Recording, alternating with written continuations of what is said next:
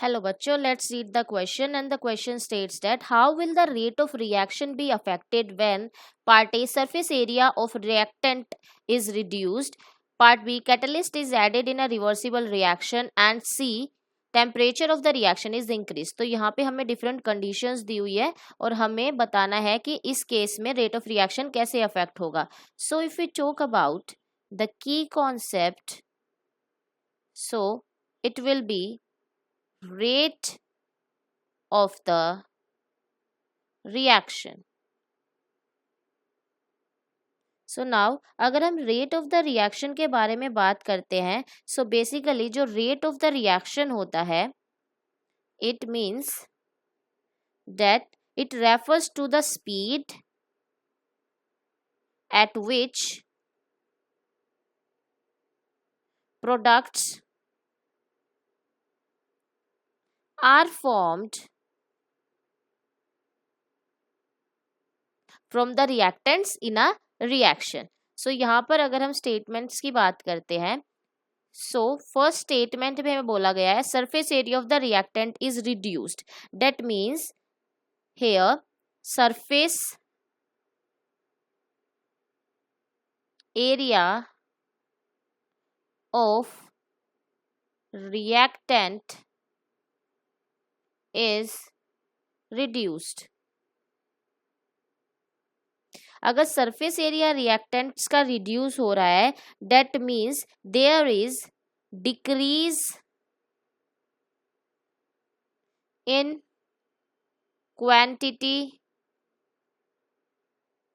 Of substance that is reactants. So basically suppose कीजिए यहाँ पर हमारे पास इतना सरफेस एरिया अवेलेबल था और इसके अंदर इतने सारे रिएक्टेंट्स अवेलेबल थे. अगर हम सरफेस एरिया को कम कर देंगे तो उसके अंदर जो रिएक्टेंट्स होंगे या फिर जो मॉलिक्यूल्स होंगे जिनको रिएक्ट करना है वो कम हो जाएंगे. सो इस वजह से क्या होगा कि जो रेट ऑफ रिएक्शन है वो भी क्या हो जाएगा, डिक्रीज, बिकॉज रिएक्टेंट्स ही कम हो गए हैं जिनको रिएक्ट करना है. सो आपस में इनके पास सिर्फ यहाँ पर कम रिएक्टेंट्स होने की वजह से जो रेट है वो भी डिक्रीज हो जाएगा. Second one is given, catalyst is added in a reversible reaction. Now first of all जो कैटलिस्ट होता है it is basically a substance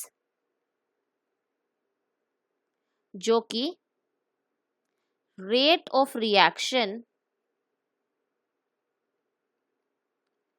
को इंक्रीज करता है.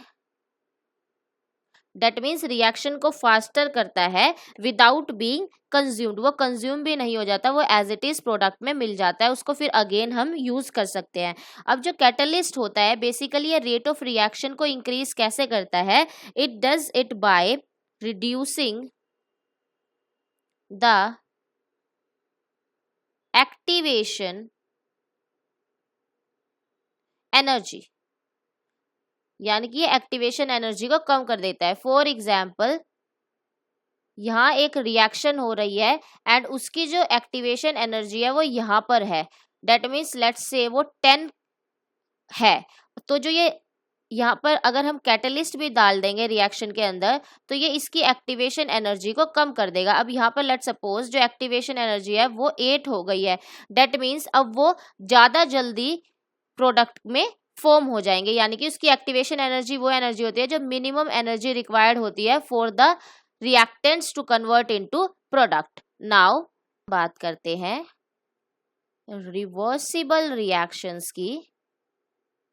सो रिवर्सिबल रिएक्शंस में जो कैटलिस्ट है वो क्या करता है, it helps the reaction to reach equilibrium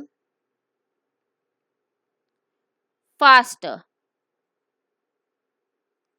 now जो रिवर्सिबल रिएक्शन होती है, let's suppose A plus B is converting into C plus D। तो ये होती है इक्विलिब्रियम रिएक्शन, यानी कि ये forward reaction and backward reaction. तो जो रिवर्सिबल रिएक्शन में कैटलिस्ट करता है, बेसिकली वो क्या करता है, इक्विलिब्रियम स्टेट में जो फॉरवर्ड और बैकवर्ड रिएक्शंस का रेट है वो नियरली इक्वल होता है। तो जो ये कैटलिस्ट है, so catalyst basically both forward and reversible, या फिर हम बोल सकते हैं backward reaction react will speed up equally. अगर ये इक्वली स्पीड अप करेंगे तो जो इक्विलिब्रियम है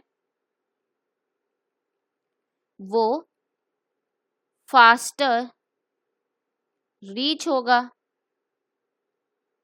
That means from here we can say that in case of reversible reactions basically increases the speed to reach the equilibrium. Now C part में given है if temperature is increased, अगर temperature increase करते हैं so basically nearly a rise in about 10 degree Celsius in temperature,